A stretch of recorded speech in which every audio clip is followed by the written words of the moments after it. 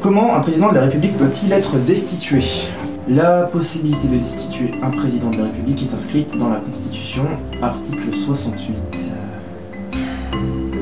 Bon, allez, je clique. Alors là, c'est du lourd, hein, puisque c'est le site sur lequel on paye nos impôts, et donc sur lequel on nous vole notre fric. Donc il doit y avoir les bonnes infos ici. Le président de la République ne peut être destitué qu'en cas de manquement à ses devoirs. La destitution est prononcée par le Parlement constitué en haute cour. En haute cour, hein. La haute cour est présidée par le président de l'Assemblée nationale. Elle statue dans un délai d'un mois à but... Attends, quoi? Un mois? Avant, on parlait déjà de 15 jours. Maintenant, vous me dites un mois. Non, attendez, ça veut dire qu'on va rester bloqué pendant un mois et demi encore en France? Foutez de notre gueule, là? Parce que moi je suis pas content, moi j'aimerais faire les courses. Je pourrais pas attendre sur la route pendant un mois et demi, ok?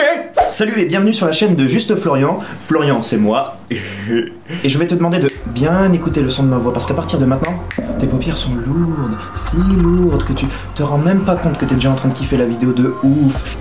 T'es en train de te dire Juste Florian, mais c'est à la fin de cette vidéo, tu vas pas hésiter à mettre un j'aime, à commenter, à donner ton avis, et tu t'abonnes à cette chaîne. Voilà, j'ai fini de parler à ton subconscient. Maintenant que c'est terminé, on va pouvoir rentrer directement dans le vif du sujet. Nous sommes en 1788 et cet été, la récolte a été mauvaise. Le prix du pain s'envole et coûte désormais 4 sous, alors que le salaire quotidien d'un ouvrier est de 30 à 40 sous. Une grande partie de la population subit une baisse de son pouvoir d'achat. Elle se retrouve obligée de réduire sa consommation de produits manufacturés. Industriels et artisans sont alors en difficulté, et nombreux sont les patrons qui licencient leurs salariés. Le chômage augmente. Le 11 juillet, il fait beau, et les promeneurs sont très nombreux dans les jardins du Palais Royal.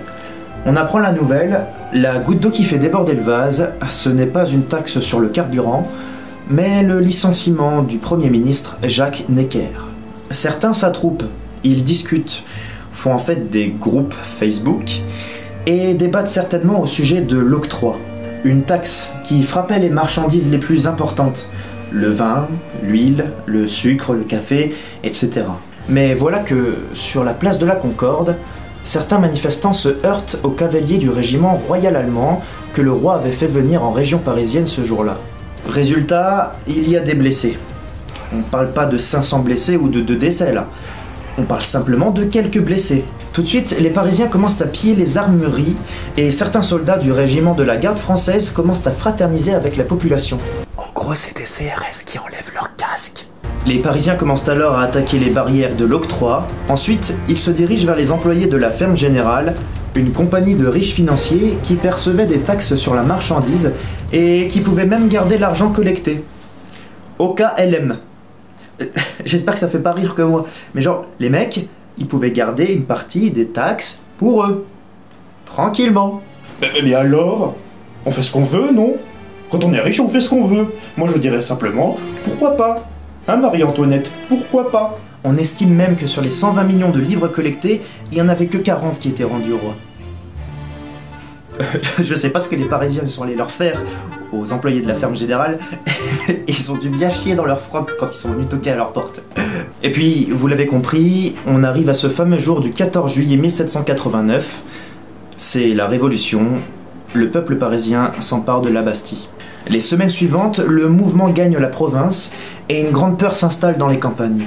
Une rumeur raconte que les anciens privilégiés du roi veulent se venger et qu'ils ont payé des bandits afin de saccager les récoltes et de massacrer les communautés. Le tocsin sonne aux églises des villages, c'est la panique dans tout le pays. Mais les communautés réagissent et sont encore plus soudées qu'avant, et se désignent un ennemi commun, le Seigneur. Un peu plus tard, le 4 août 1789, l'Assemblée adopte la Déclaration des droits de l'homme et du citoyen. Le 10 août, la monarchie est renversée, le 21 septembre, la République est proclamée, et le 21 janvier 1793, le roi est décapité. Et aujourd'hui, 225 ans plus tard, on a ça. C'est un mouvement un petit peu différent, mais dans le fond, on peut y retrouver des ressemblances. Alors pour vous expliquer mon point de vue, à la base j'étais absolument pas intéressé par le mouvement. Quand on m'a à nouveau parlé de manifestations, contre toutes les choses qui vont mal en France, et blabla, bah, j'étais direct en mode... Bah si t'es pas content, fallait voter en fait, frère, en fait. Hein? Puis, arrivé une semaine avant le 17 novembre, je commençais à être perplexe, tu vois.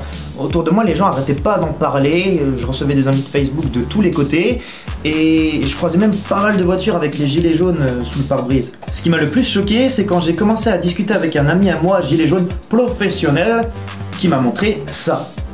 Et là, je pète littéralement un plomb, tu vois. En mode... Ah!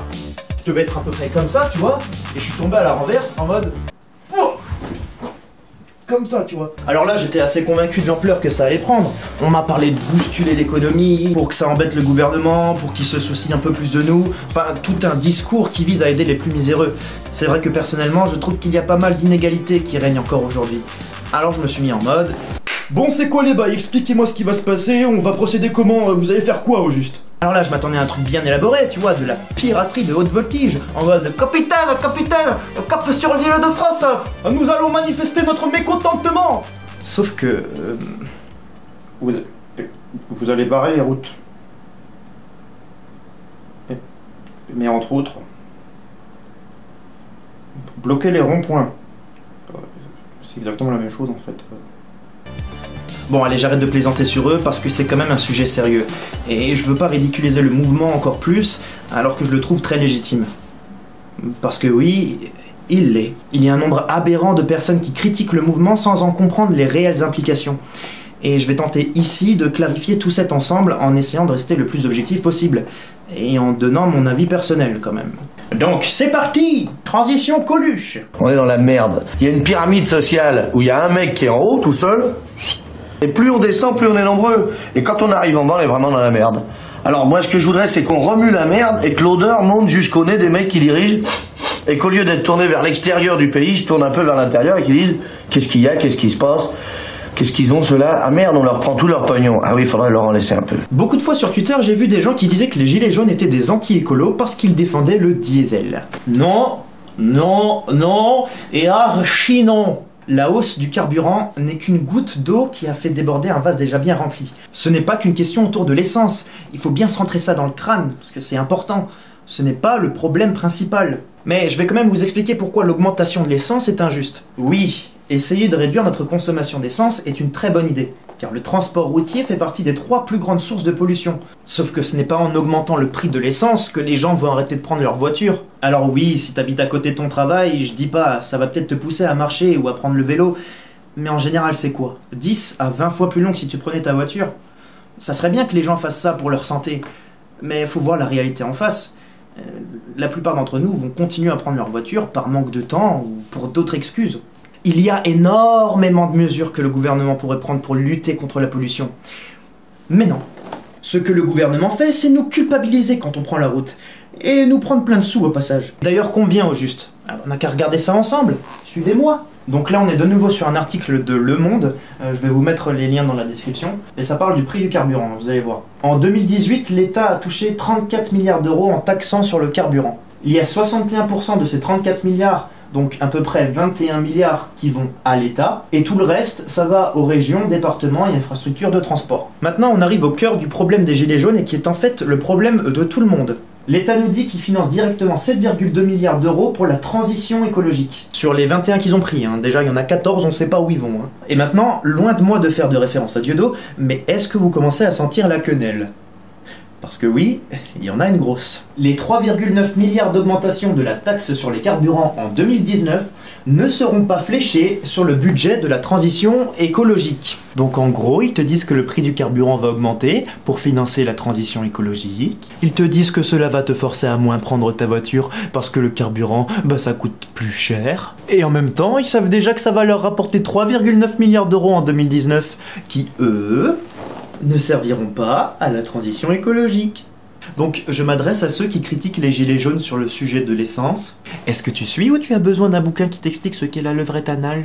Bon alors je veux pas faire l'avocat du diable, mais c'est vrai qu'une partie de ces sous peuvent indirectement financer des mesures environnementales. Sauf qu'il manque effectivement un effort de transparence, comme le dit cet article. Mais comme je vous le disais tout à l'heure, ce n'est pas seulement la taxe sur le carburant qui anime la protestation des gilets jaunes. Et non, climax, certains vont être étonnés. C'est cette politique d'injustice qui est menée depuis des années, qui révolte une bonne partie de la France. Je veux dire, rien que depuis le quinquennat de M. Macron, les gens qui n'ont pas énormément de moyens se sont tout pris dans la tronche. La première mesure qui a été prise a été la suppression de l'ISF. Alors ça ne les concerne pas directement, mais je vais y revenir juste après. Ensuite, il y a eu la baisse des APL, puis le gel des pensions de retraite avec une hausse de la CSG qui représente 7 milliards d'euros. Si ça tenait qu'à moi, je dirais non, on touche pas aux retraités. Sauf que eux, si, ils l'ont fait les salauds.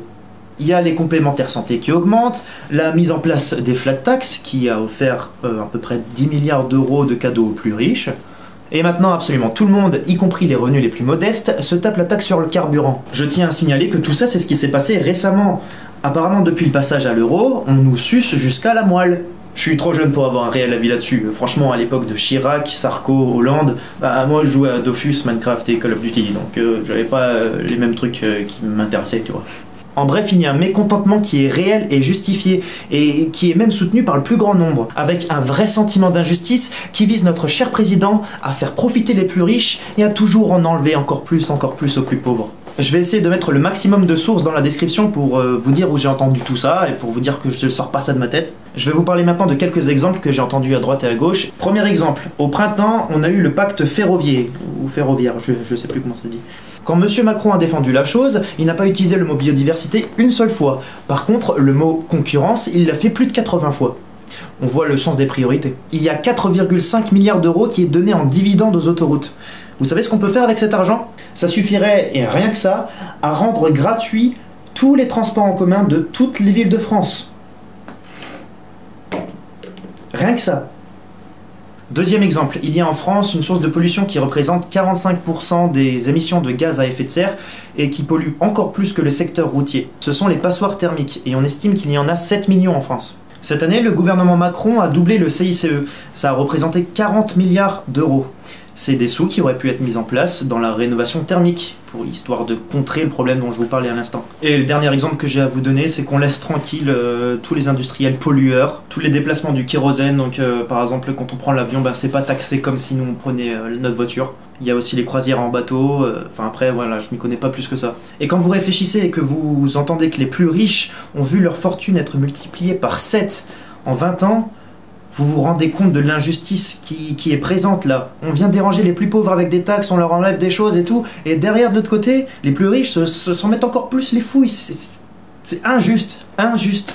Et regardez ça, c'est une comparaison des réseaux de chemin de fer qui existaient il y a 100 ans par rapport à maintenant. Et après on te dit, faut que tu prennes moins ta voiture. Mais je suis révolté, putain, j'ai envie de crier dans la rue moi aussi, tu vois. J'ai envie de crier, putain. Quand je vois le nombre de personnes qui critiquent le mouvement des Gilets jaunes en ayant des jugements inconstruits, en traitant tous les révoltants de beaufs, de moins que rien, de casseurs, de racistes, je m'adresse à vous, tous ceux qui fondent leurs opinions sans se questionner, en se faisant influencer, en crachant de la haine et du mépris sans réfléchir. Là où vous faites une erreur, c'est en faisant une généralité avec les casseurs et l'intégralité des gilets jaunes. Rendez-vous bien compte de ce que vous faites, ça s'appelle de l'étiquetage. Vous posez une étiquette sur tout un groupe de personnes qui ne sont pas responsables des débordements de certains.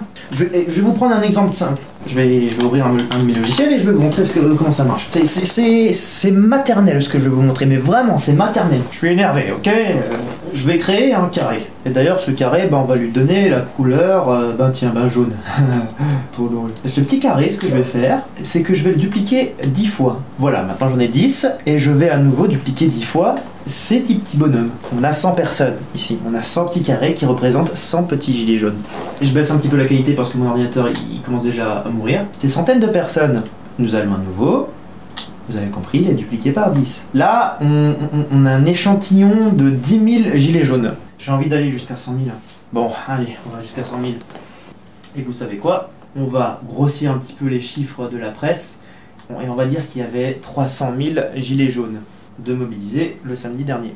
Bon, on nous a dit qu'il y a eu 500 blessés. Ça veut dire que potentiellement, il y aurait pu y avoir 500 débordements. Voilà, on va appeler ça comme ça. Disons que sur ces 500 débordements, on va dire qu'en moyenne, il y avait 2 personnes qui étaient soit racistes, soit homophobes, soit casseurs, tout ce que vous voulez. Et on va donc multiplier ce 500 par 2, et donc 1000. Franchement, j'exagère beaucoup les chiffres, parce que... Je ne sais pas combien de personnes se sont plaints des gilets jaunes et de la façon dont certains se comportent, mais en général, je pense que ceux qui se sont plaints certainement en général des mêmes personnes qui étaient justement ces personnes-là qui ne devraient pas être acceptées au sein du groupe, et au sein de n'importe quel groupe d'ailleurs. Comment dire qu'il y a eu 1000 personnes qui sont des gros connards. Je vais les mettre dans mon ordinateur et je les colorie en rouge, parce que le rouge c'est la couleur des méchants. Voilà ce que sont les gilets jaunes. Voilà ce que c'est quand vous dites que tout un groupe est raciste, homophobe, etc. Voilà quand vous dites que les gilets jaunes sont ça, parce qu'il y a une petite tache rouge dessus, voilà ce que ça donne. Et regardez cette petite partie rouge là, hein, qui représente rien du tout, c'est rien. Et bien ça, c'est ce qu'on voit sur les réseaux sociaux, c'est ce qu'on voit à la télé, c'est ce qui est matraqué toutes les 2 secondes, c'est la diabolisation de tout le mouvement. On a en France avec un ministre de la Défense qui met tous les moyens, qui utilise tout, qui prend les CRS, qui prend tous les policiers. On a effectivement le droit d'avoir un Premier ministre qui s'inquiète et qui veut faire attention à ce qu'il n'y ait pas de débordement, parce que 1000 personnes, ça fait quand même beaucoup de casseurs. Mine de rien, une petite tâche comme ça peut provoquer beaucoup de dégâts, je veux bien comprendre. Mais de là à diaboliser tout le mouvement juste pour ça, il faut arrêter un petit peu 2 minutes. Oh, à la télé, arrêtez de montrer que cette partie rouge. Et quand je vois qu'à l'hémicycle, on a le député Jean Lassalle qui se ramène avec son gilet jaune, qui vient porter tout un message, tout un mouvement, et que derrière on a le ministre de la Défense qui lui dit qu'il défend une petite partie de ce point rouge, il y a un truc qui va pas. Arrêtez de généraliser et d'étiqueter les gens comme ça. Et les gens qui relayent ce genre de trucs à tort et à travers en critiquant tous les gilets jaunes, ce que vous faites, c'est des fausses analogies. Vous ne vous faites pas votre propre avis. C'est pas parce que vous entendez Oh, les gilets jaunes, ils sont cons! Que vous devez immédiatement penser Oh, c'est vrai, les gilets jaunes, ils sont vraiment très cons. Bordel, réfléchissez un petit peu dans votre tête. Bon, je vais me calmer, j'aurai encore des milliers de choses à dire, mais on va pas faire la vidéo encore plus longue. Et ce que je vais faire maintenant, c'est simple. Je vais lire ma lettre ouverte au président de la République. Même si je sais qu'il va certainement pas l'écouter. Voilà, je vais le faire quand même, parce que voilà. Bref. Alors Manu déjà, je vais te tutoyer, tu vois. Parce que les seules personnes à qui je donne parfois de l'argent et que je vous vois, ce sont des personnes qui en ont réellement besoin et qui sont dans la rue à mendier. Je ne pense pas que c'est ton cas. Manu, toi qui es premier de cordée, rappelle-toi que tu ne peux pas continuer à supporter cette cordée si tu négliges ceux qui la tiennent de tout en bas. Il faut que tu écoutes ce que le peuple a à te dire aujourd'hui. Je te rappelle que tu n'as été élu que par 13% des Français. 13%, bordel. Si tu étais à l'école aujourd'hui, ça aurait voulu dire que sur une classe de 26 élèves, tu aurais été élu délégué par seulement 2 élèves de ta classe. Et je te rappelle que tu aurais sûrement fait partie de ces 2 élèves qui auraient voté pour toi. Bref. Arrête de dire que c'est la France qui t'a élu. Ce ne sont pas les Français qui t'ont élu pour ton programme. Il n'y a qu'une minorité qui soutenait réellement ton programme. Et encore, il n'y a pas tout le monde qui lit les programmes. Il y en a beaucoup qui se font encore influencer. Si tu veux vraiment réconcilier le peuple, change de cap. L'autre jour, on te voit flâner avec Carlos Ghosn. Pour ceux qui n'ont pas suivi, c'est le patron de Nissan qui est à la tête de Renault, qui a été arrêté pour fraude fiscale et qui n'avait déclaré que la moitié de sa fortune au fisc. Donc Manu, tu apparaissais comme ça, tranquillement, à ses côtés, avant qu'il se fasse choper. T'étais à ses côtés, alors qu'il s'en mettait plein les fouilles. On te voit te marrer à ses côtés. Il est légitime pour nous d'être amenés à penser, mais qu'est-ce que tu fais du pognon? Hein? Qu'est-ce que tu fais du pognon? Voilà, on aimerait bien te croire, toi et tes solutions. Sérieux, hein? Franchement, tu pourrais être un chouette type. Alors écoute-nous. On est dans une oligarchie, là. Tu baignes dans le milieu de la haute bourgeoisie et on te dit Manu, s'il te plaît, faut enlever l'ISF là, ça va plus. Comment je fais moi pour mes vacances de Pâques aux Bahamas ou je ne sais où, pendant que des millions de personnes galèrent tous les jours dans la misère avec un salaire de merde. Le défi pour plein de familles aujourd'hui, c'est pas moi qui l'ai dit, c'est que ces familles se demandent comment ils vont acheter des cadeaux pour leur enfant à Noël. Et toi tu fais quoi? Tu réfléchis à refaire la déco d'une salle de l'Elysée. 500 000 balles, putain. Il y a un truc qui tourne vraiment pas rond dans ta tête. Non mais sérieux, toi et tes riches de potes, vous êtes malades, vous êtes avides de l'argent, vous êtes des êtres dégénérés. Puis après j'ai même plus envie d'écrire, tu vois, je suis tellement en colère contre toi, je suis tellement en colère contre tout ce gouvernement. J'ai quelques exemples à dire. Quand on voit que vous laissez passer, je sais même pas si c'est vous le gouvernement qui avez fait ça, mais vous auriez pu quand même lever quelque chose par rapport au glyphosate, par rapport à toute cette merde qu'on nous fait ingurgiter. Vous laissez tout passer quoi, les pesticides, tout. Vous pensez pas à la santé de tout le monde, vous pensez qu'à la vôtre. pour moi et pour plein de gens, et même pour toi, pour tes enfants, pour tes petits-enfants. La préoccupation environnementale devrait être au cœur des prises de décision politiques aujourd'hui, au même niveau que celle de la santé et des libertés de chacun. Mets-toi ça dans le crâne, putain. Descends de ton nuage, descends de ton putain de petit nuage. Là tu veux nous faire croire que les gens vont utiliser moins la voiture pour polluer moins parce que c'est plus cher de leur acheter du carburant, mais les gens qui ne peuvent pas s'acheter de carburant, rends-toi bien compte que les personnes aux revenus le plus modestes, ils vont pas justement arrêter de prendre la voiture pour faire toutes les choses qu'ils font d'habitude. Ils vont justement devoir couper certains de leurs hobbies pour pouvoir payer un petit peu plus d'essence pour pouvoir aller à certains autres endroits. Faut arrêter là. Ensuite, en plus, on parle parfois de retraités. Mais tu crois qu'ils vont faire 10 km à pied ou en vélo, tous les retraités? Enfin bref, si tu veux faire quelque chose, taxe les plus riches. Rétablis le pouvoir d'achat aux petites et moyennes classes. Pense au peuple. Parce que sans le peuple, tout va se briser. En fait, t'as besoin de nous. C'est comme ça que ça marche. C'est comme ça que ça marche. Arrête de faire des cadeaux fiscaux aux grandes entreprises. Putain, elles se portent déjà assez bien, non? Enfin, je veux dire... Un patron qui est hyper riche là, qui peut s'acheter déjà tout ce qu'il veut, pourquoi il faut qu'il ait encore plus? Pourquoi? C'est incompréhensible. Je dis pas que certains peuvent profiter de leur fortune, je dis pas que certaines personnes ne doivent pas être riches. Il faut qu'il y ait des riches dans un monde. Mais des extrêmes très riches qui veulent devenir encore plus extrêmes, très très riches, et ça n'a aucun sens, c'est pas logique, putain. C'est pas logique. Bref, je pourrais continuer comme ça pendant des heures, ça n'a aucun intérêt. Surtout que je suis même pas sûr que tu vas m'écouter, mais voilà, je vais m'arrêter ici parce que sinon la vidéo elle va durer encore des années. Si ça vous a plu de voir ça, n'oubliez pas et que à la fin de cette vidéo tu vas pas hésiter à mettre un j'aime, à commenter, à donner ton avis, tu t'abonnes à cette chaîne. Et voilà, du coup j'ai rien d'autre à dire. Je suis saoulé. Voilà, prenez soin de vous.